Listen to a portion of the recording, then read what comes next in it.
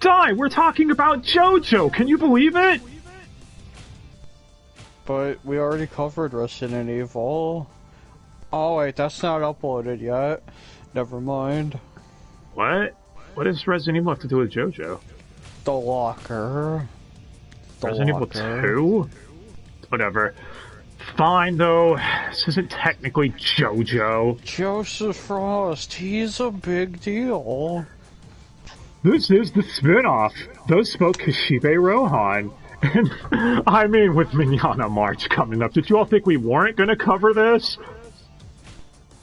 That's why we're uploading it in February? Well, of course we can't upload this in March. He's not Manana anymore. I didn't cry that much when watching this. I promise. Anyway. So, I'm assuming all of you have at least heard of Jojo, right? No. No one on the internet has ever heard of Jojo. What gave you that indication? Well, for the 5 people that haven't, shonen manga from the 80s written by, oh, this name's actually not too bad, Hirohiko Araki.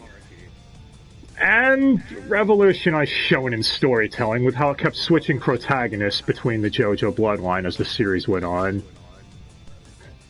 But of course, spin-offs were bound to happen. And this one's a spin-off of Dai's favorite JoJo. You love Josuke, right, Dai? He was irrelevant in his own series, unfortunately. He's not even relevant in this one either. He doesn't even have speaking lines.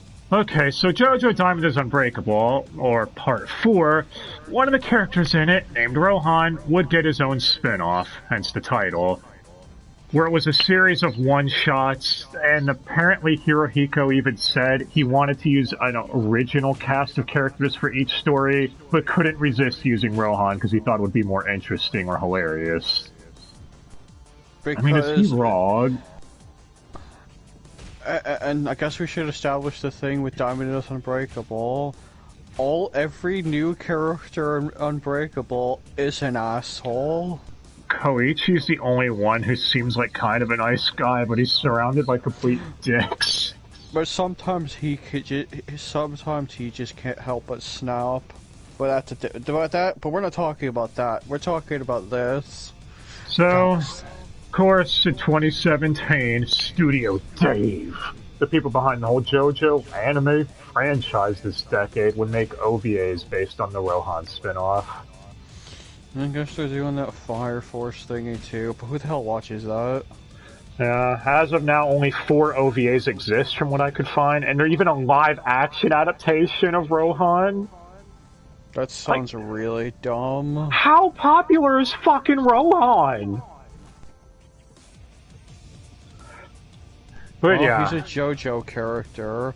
Do you need to say more? Netflix would announce they got the streaming license for this, and it would air, well, February 18th of this year, i.e., I guess yesterday at the time of this. Oh, yeah. I guess to sum it up, these stories are just being told by Rohan or seen through Rohan's perspective of supernatural shit. Like, he's not even heavily involved in any of them, but 1.5. Yeah. Okay. Let's address the elephant in the room. So yes, Rohan was Vic Mignogna originally. But of course, 2019 had to shit the bed and fuck over the anime community. Thus, he's now been replaced by Landon McDonald. Or as we like to nickname him, Landon Ashby. How many people are going to get that reference? Well, with the MK movie trailer coming out, maybe 2 more people than they should. Well, Landon McDonald is known for Shun in Rent-A-Girlfriend, Assistant in Magical Senpai, or Douglas, and if it's for my daughter, I'd even defeat a Demon Lord. And no, this isn't the first time he replaced Vic either. He did it in Bungo Stray Dogs Season 3 as Rompo. Being a And season where he didn't act like himself anyways, and was yes, barely there. that's why that was his twin cousin Ron Ho. And this is Rohan's twin cousin Nohan. That's my headcanon. Okay, in all fairness to him, he does do it. He's a great voice actor, but replacing anyone, especially someone like Vic, is going to be a shitty deal no matter what you do. I actually feel bad for him, because could you imagine the situation he must be in?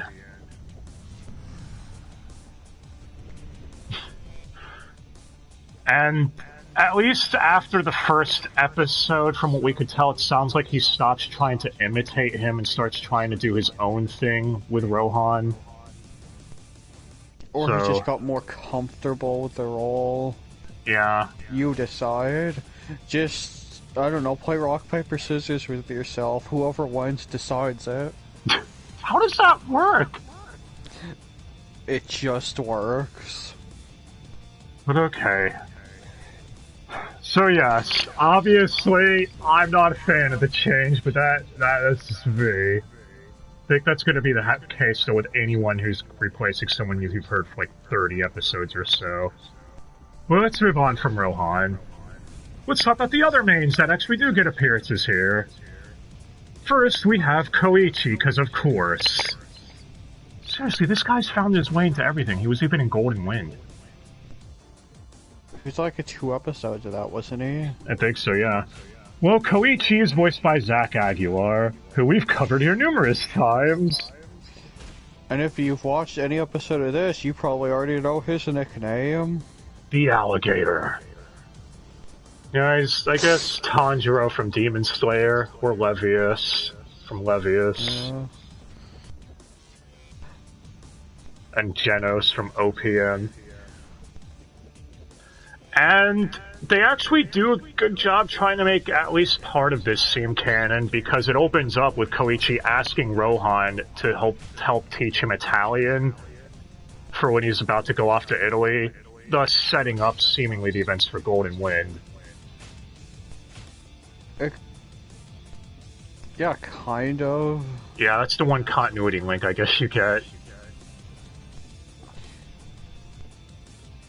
But yeah, he gets a few lines. After him, you have Okuyasu, voiced by Jalen K. Castle. That is such a weird name, man.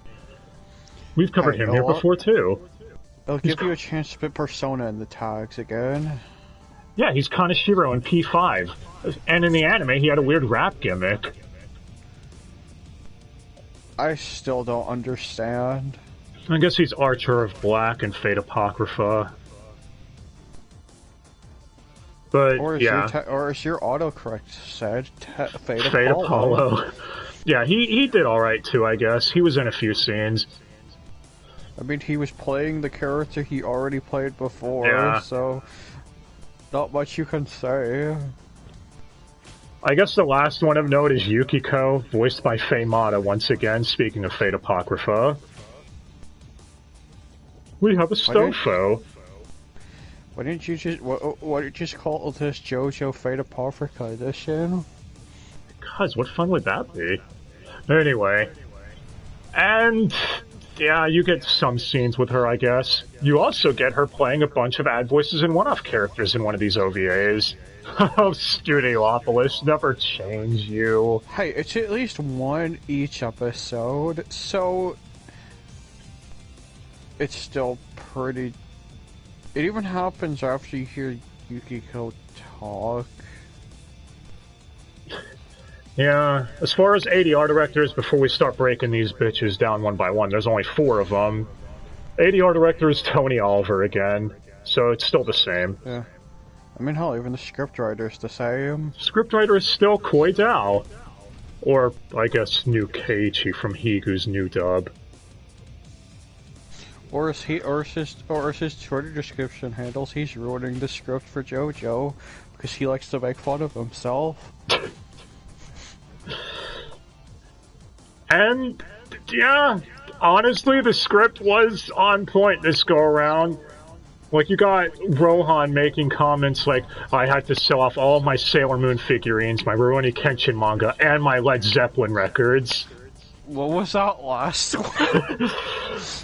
Yeah, there's an OVA where, don't you remember, it's the bodybuilding OVA, Yeah. where the guy's girlfriend just says to him, she's like, wow, you're really hot. In fact, you're jacked. You're kind of like Brad Pitt from Fight Club.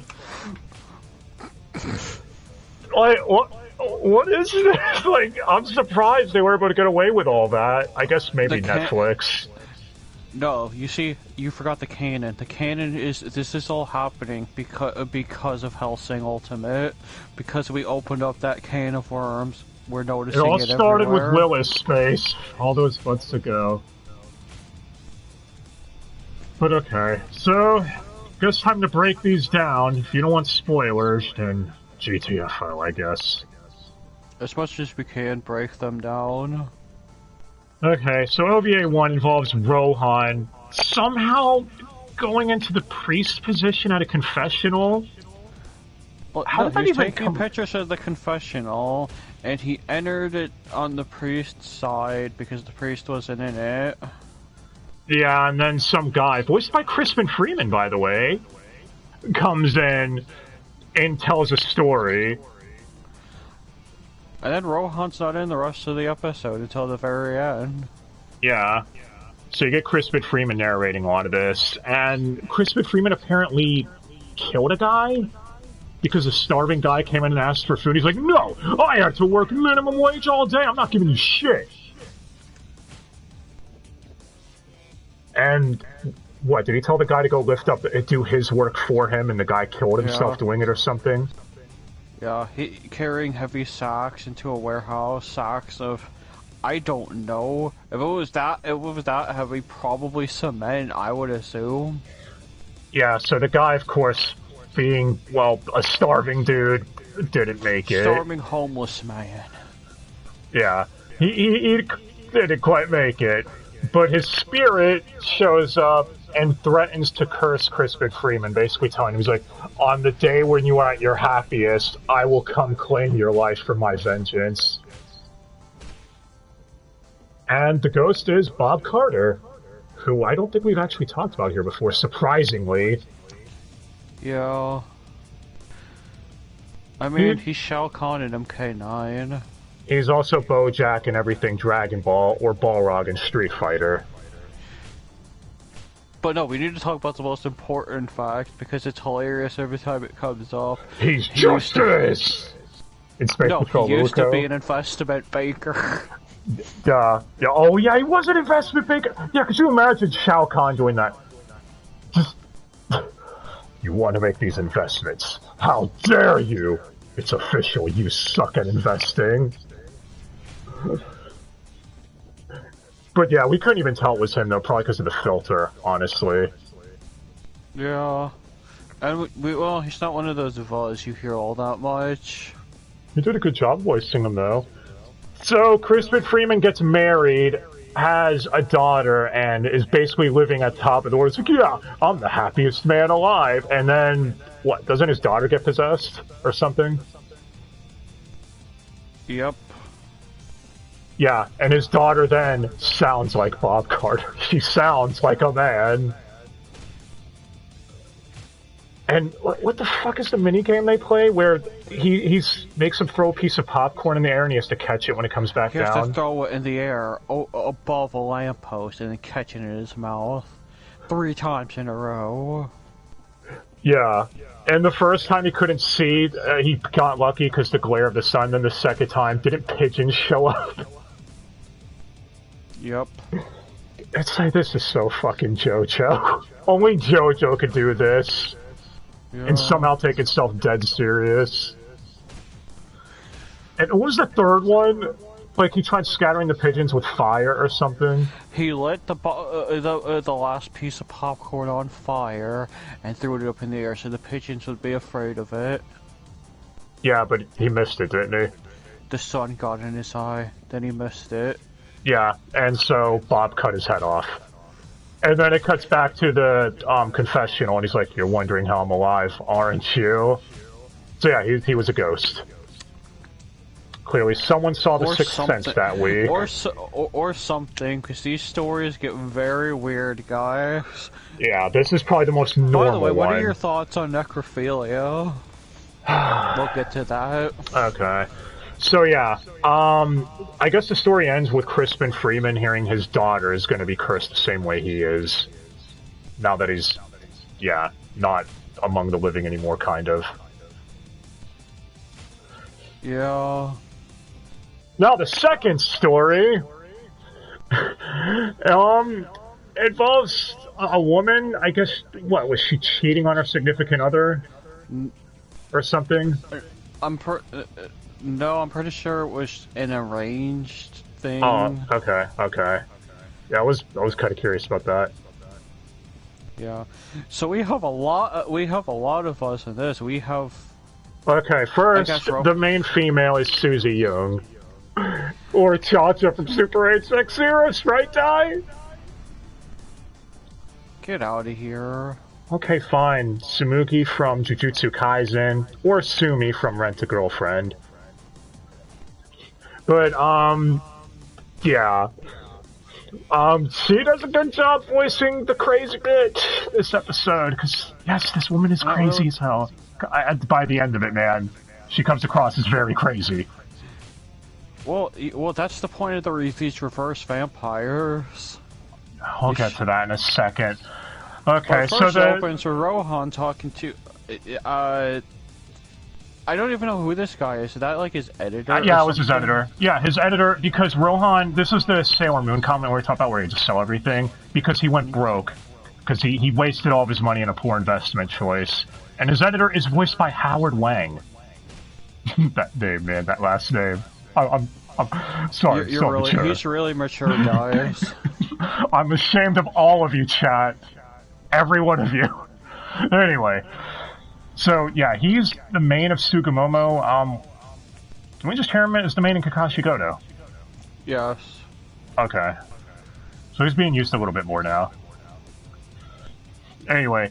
Yeah, hearing him in a California dub. Not used to that. Kind of weird. Yeah. But yeah, so Rohan is, what, he's telling the story to him, right? I guess. Okay, so now it's time for the reverse vampire, as we've nicknamed it. Yeah. So this crazy chick, the guy she's with, she's I guess. She's not crazy, yeah. No, but she will. slowly goes crazy because of this. Okay, so this guy the guy she's, I guess, cheating on her betrothed with, her arranged marriage with, tries forcing himself on her, and she's like, we gotta call this off. Then he starts acting like a dick. Yeah, he starts acting like a complete penis, because of course he does. And then she pushes him. She pushes him, and he gets Last of Us 2'd. Well, she pushes him off of her, so it wasn't even a push forward. It was just knocking someone fucking you from behind. Yeah, and he fell into a golf club and got impaled. And now, also he's voiced by. Yeah, he was. I was going to say that. Yeah, he's voiced by Stephen Fu. Which is not really surprising at this point. I mean, he is in Gray and Blue. Yeah, he's Lancelot, isn't he? Yeah. There's also the man in Darwin's Game, and I'm trying to remember what else he's been in off the top of my head. Black Clover. Wait, who the fuck is he in Black Clover? He's Henry. Oh yeah, he's Henry. Okay, there we go. Okay. He talks like... Yeah, so if you wanted to see him voice an asshole, well, here you go. For all 2 minutes he's here. But yeah, so he gets Joel from Last of Us 2. Sorry for mentioning that old wound for you people out there. I know, it was traumatizing to me too, I guess. And he's dead. But he keeps bleeding. Here's the gimmick of these, and here entails the gimmick of these vampires. They want you to kill them. Yep. The golf club was even set up by him, as we find out later. Yeah, and her dad and betrothed are trying to come into the room. She's like, no, I'm changing, I'm cleaning up. Don't come in here. Yeah. Because his corpse won't stop bleeding. Yeah. Then she eventually rolls him up into a rug and then puts him on top of the fridge. Like, what the fuck are we watching anymore? And since he's still bleeding, to cover it up, she has to keep drinking the poison. Did I mention these episodes? Did I mention Jojo was weird? Yeah, so Rohan stumbles into her randomly when he's in that area and uses his stand. Oh, it's not her? No, it's a little girl that's implied to be. Her daughter. That's necrophilia part. Yeah, okay, so he uses his stand Heaven's Door, which lets him read the past of people like an open book, and finds out that this daughter was because, this is why we called her Crazy Lady, she apparently had sex with the corpse. Well, you see the corpse, it mummifies, but when you spray water on it, he turns back to normal, so... Yeah, she was able to get pregnant by sleeping with the spraying water version of it, I guess, and it got her pregnant. Like, what are we even talking about? Jojo. Oh, that makes sense. Yeah, so... of course, because she's a reverse vampire, this daughter, whatever, Rohan accidentally kills her. She trips and falls and hits her head on a rock, and the bleeding just keeps coming. Yeah, so Rohan has to use his Heaven's Door stand to revert her back to before she ran into him. Because he can rewrite events. Yep, that's what these vampires do. Get you into situations where you accidentally kill them, and then make you slowly go crazy, and I guess hypnotizing you with it or something. Yeah, because he was even saying, he's like, no, it's possessing me. Yeah, so she slowly went crazy because of that. And I guess drinking blood would do that to you also. Didn't she hide the corpse of the reverse vampire in the attic or something too? Yes. Yeah, the whole time. And kept having to dispose of blood of his every day. Even though she got married to the betrothed, she cheated on her husband with a Oh, that's so fucked up, man. What are we doing? I don't know. And yeah, that's how that episode ends. So everyone involved in this episode did a great job, like in the dub performance. Oh yeah, and I think the daughter was Faye Motto, wasn't it? Yeah. Yeah, that's what we're talking about. It's not gonna be. And Yukiko was in this episode, by the way, because when we cut to the end of it and find out Rohan's living with Koichi at the time because he can't afford his house, that's the scene Yukiko's in. Because he declared bankruptcy. Yeah. Rohan's not so good with the money. I mean, it makes sense. Rohan's curious with these things. I mean, do you remember the stare guy?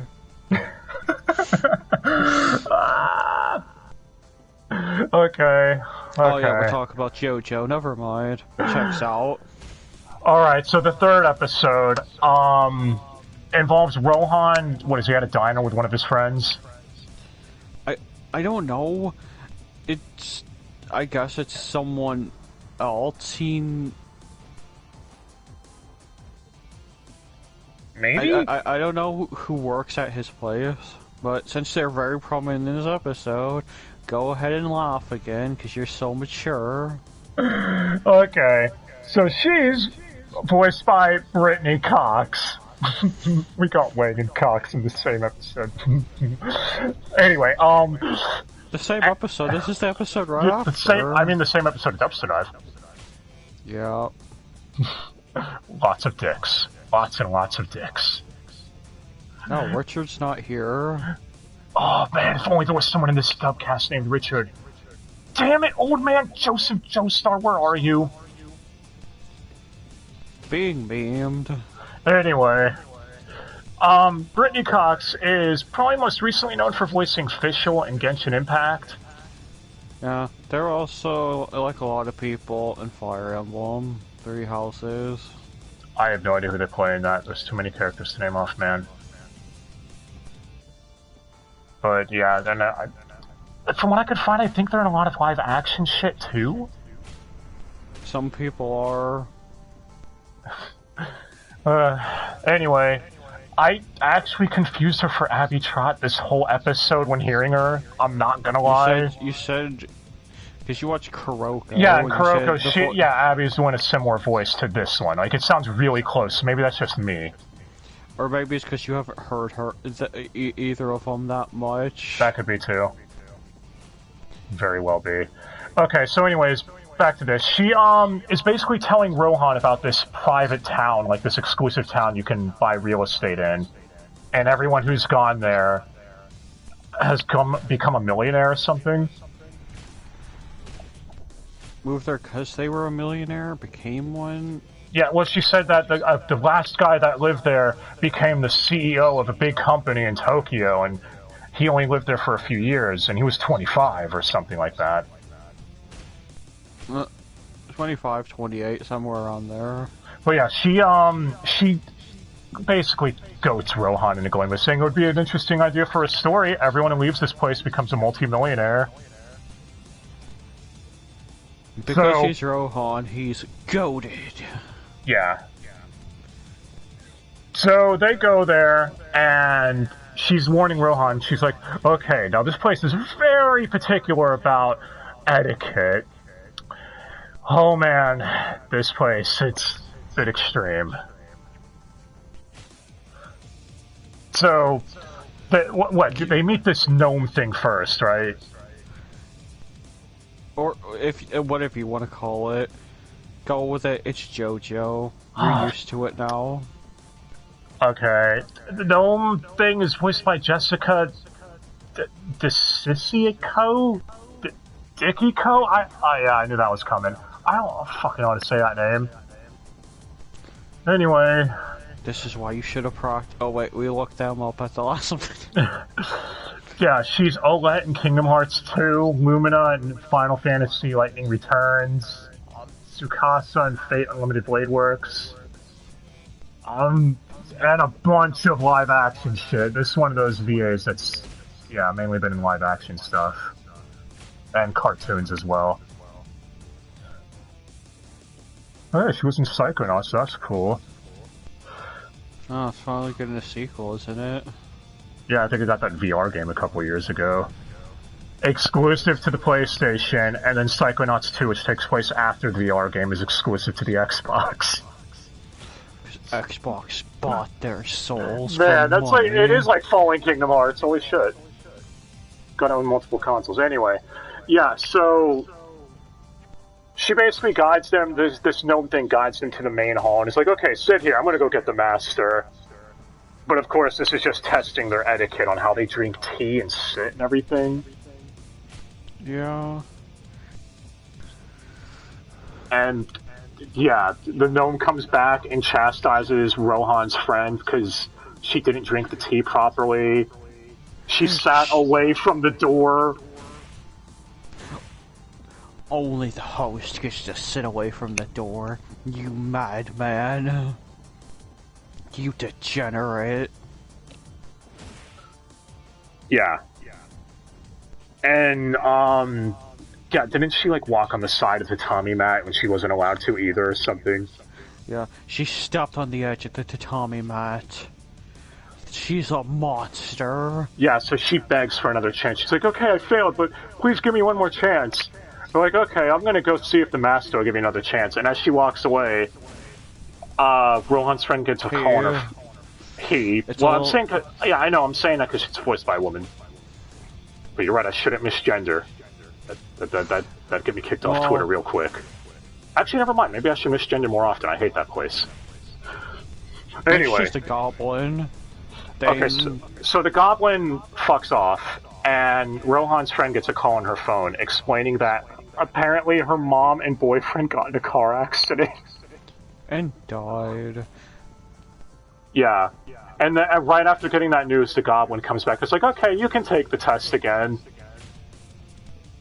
And, yeah, it's revealed basically every time you fail proper etiquette here, the gods of etiquette that watch over this place will punish you.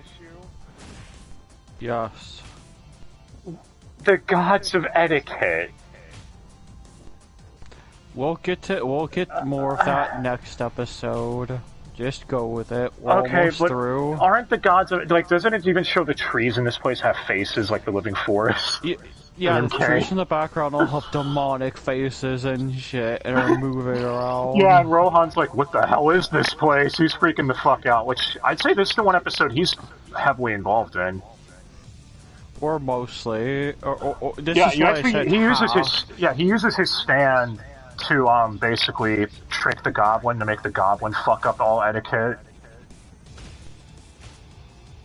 And yeah, how does he make the goblin fuck up? You see, he uses his stand, and so the goblin can't see the edge of the tatami mats. Yeah, so because Rohan basically won in the etiquette duel, I guess, as it were, he requests that they be allowed to leave and that the goblin brings back the boyfriend and mother. Oh yeah, Rohan's friend was having a heart attack too because she kept demanding a retrial or whatever. Or she just demanded it, and that's no good. Yeah, so she was dying too, so he requested her be brought back as well. And I guess the goblin was able to do that? Or the etiquette gods were able to revive people? Yeah, sure. It's just gonna get stupider next episode, guys. Okay, so yeah, that's how that episode ends. Alright, F4. Last one. And man, this one is really something. Yeah, it really is. Okay, so Rohan goes to the gym and has a duel with this weightlifting guy, voiced by Alex Lay, who you'll probably know as Kazuya from Rent a Girlfriend, or Autos Vodagoat from Misfit of Demon King Academy, or Hisui from Yashahime. It's also in that show no one watches, Iruma. He's also Zenitsu in Demon Slayer. Actually, I will say they typically don't recycle Vuz that much. He was Mario in Jojo Golden Wind. I call hacks. Yeah, but Golden Wind also has V. Alright, fair enough. Anyways. Okay, so, yeah, Rohan wins this duel, doesn't he? Yeah, because it gets really extreme. He gets really obsessed with his bodybuilding. Yeah, to the point where, like, his girlfriend walks in. That's the one where she's like, wow, you're jacked. You could be like Brad Pitt in Fight Club. But doesn't he have, like, training equipment everywhere? Like, he rearranged their whole house? Yeah, as the episode goes on, he puts the wall climbing holds all over the house, and she comes in and he's hanging from the ceiling. Oh yeah, because they're in an apartment complex, and she's like, we're renting this place. We're not allowed to do this. You even put it over the thermostat. Then it's like, we don't need the thermostat, or the AC. AC is worthless. And, yeah, apparently he maxed out her card. She's like, you spent 300,000 yen. How did you even know my PIN? And he just goes, well, it's your ex-boyfriend's birthday. It's like, oh, well, that just got awkward, didn't it? And, of course, she tries throwing him out, but it doesn't go very well. Then and you find out later, he killed her. Yep. Oh, and his trainer, the guy that was the guy that was training him, is like, I can't train you now because I have a new I got apprentice. Another client. Yeah, he kills that client too. Yep. Also, there's a delivery man that shows up that he gets really mad at. He's dead. Bringing Roid Rage to a whole new level, guy. Anyway, so yeah, him and Rohan have one final duel. What is it? They run on treadmills next to each other. Yep. And yeah, you can't press it. Whoever stops it before it hits 25 loses. Yeah, and this guy goes on it backwards at one point, doesn't he? Yeah. Yeah, he also breaks a window that's behind him, so the loser will fall out of it. Yeah, so this guy might have issues, but you have to keep in mind this is Jojo, so it checks out. Yeah, so actually, how does Rohan even survive this? Because this guy breaks half the fingers on his hand. Yeah. Have the same way Rohan survives everything.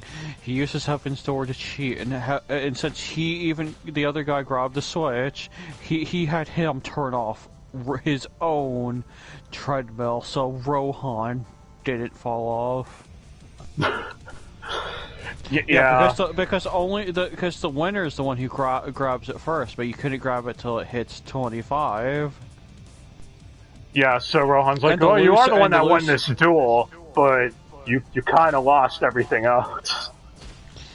And then he flew out the window, and then Rohan has a monologue. It's like, "I want to look out, but I know he's there. I've got to get out of here." Yeah, it's like I saw the way his muscles were on his back. They were like wings. Because he has embodied the god of muscle, Hermes himself. Did I mention how much more awesome it would have been if Rohan were still Vic, with how he voiced Hermes and Arslan? It would have made it really ironic. That's heel maze. Oh no, that's just stupid. Never mind. And yeah, this episode actually does begin with Rohan recapping the events. Like, my hand is really fucked up, but it could have been worse. I bet you're wondering how I got here. One of those typical things. And it actually works. I've said before, I hate that method of storytelling, but this is one of the times where it's done decently well. Because it's just over-the-top Jojo stupid. If you want Jojo at its most, what the fuck am I watching? This is for you. Yeah, this is probably it. And I guess that live-action Rohan adaptation, but that hasn't been dubbed yet, sadly. Netflix, get on that already. Yeah, I mean, then again, this is also the season that introduced a fucking alien. Yeah, what the fuck was with that? Man, Diamond Unbreakable is weird. I think you keep mentioning how it was his experimental. Yeah, that's what I heard. I heard from people online it was his experimental season. I believe it. Yeah. Because everyone's an asshole. Josuke should be the new main, but... Yeah, Koichi's the one telling the story most of the time. But, yeah, this is about the Rohan thing. We're getting off topic. So yeah, this Rohan spinoff. Obviously, you should not watch this if you haven't seen Diamond is Unbreakable.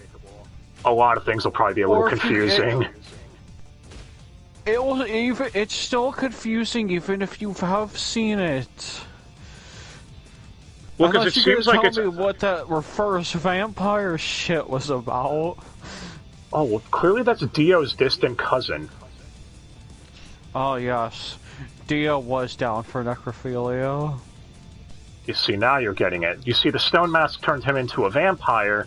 Well, clearly, masks are going to turn us all into reverse vampires.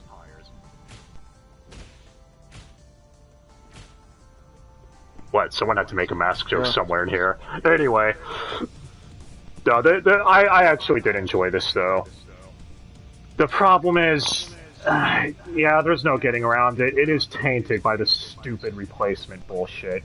Guys, it's been over 2 years. Get over being petty already. I know that's asking a bit much from a lot of the voice acting community.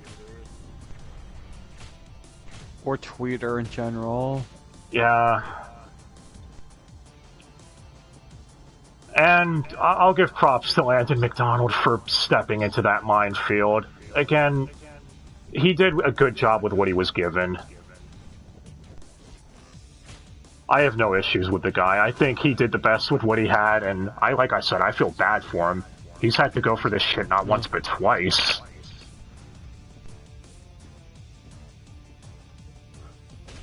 But yeah, I don't know. Any final thoughts on Spoke Kishibe Rohan? What the hell did you huff me watch? You're welcome. Also, what was the random episode numbers at the beginning of each thing? The first episode was episode 16. Yeah, and then it jumped to episode 2, then 5, then 9. And I looked it up, apparently, from what I could find, it was a conscious decision to make the one-off chapters named that, just to be random or something. I could be a little off on that, but it's Jojo, so I believe it. That checks out, because, man, were these things random. Yeah, you have to be complete JoJo trash like we are, I feel, to get the most out of these. I mean, if you can enjoy the stupidity of the season having a fucking alien shapeshifter, then you're good. I mean, I'm for it. Rohan was my fave in that season. Now, is that because it was Rohan or because Vic? Take your pick. I mean, Rohan's... Okay, like everyone else, is a really big asshole. He's kind of a dick. But that's the theme of Diamond. Okay. Everyone but Koichi's a dick. Or crazy. Like Yukiko's just straight up crazy. And this actually continues the theme. Everyone's fucking crazy. I mean, you had a goblin that worshipped the gods of etiquette. You had Hermes embodying someone. What's up? I'm pretty sure they were just a butler, but yeah. Yeah. Then you had Crispin Freeman going insane by the end of it, which I don't blame him. If you want to hear Crispin Freeman be a complete cunt, this is the show for you. Yeah.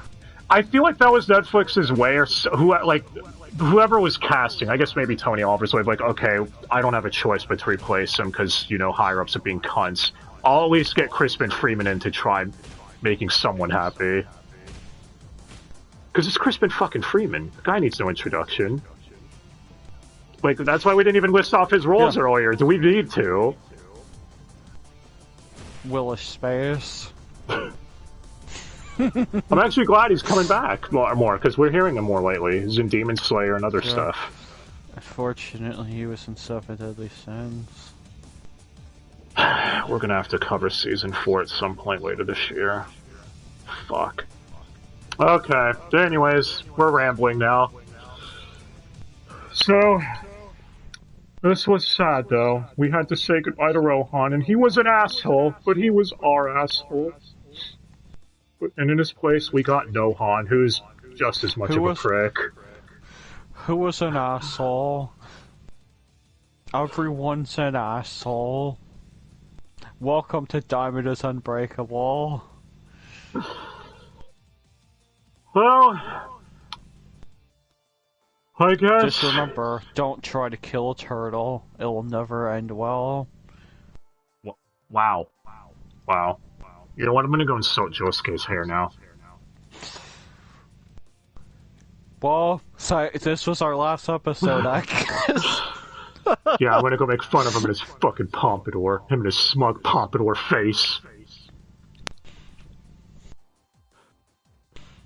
But okay, so after the, whole thing of Rohan being replaced, coming up's Mignonne March! Yay! Now we get to forget about him being replaced and look back at sexier times. Probably a lot more Bleach, too. Yeah, that'll probably be on the docket as well. Thank you all for watching, and let us know what you thought of Kishibe Rohan, or Nohan as I've dubbed it. And, guys, leave Landon McDonald alone if anyone's tempted to say anything. Come on, he did nothing wrong. Anyways, thanks again so much for watching, guys, and I hope you all have a great day. Please leave a comment, all that stuff, if you're watching this on Utaba. Di, do you want to say anything to them about how much you love Dragon Ball Super? I do? Who the fuck are you confusing me for? Okay, Di loves Dragon Ball Super. You heard it here first. Clip him saying, I do. Yeah, I do. Alright. I love to be disappointed by wasted potential. Anyways, hope you all have a great day, guys. Till next time.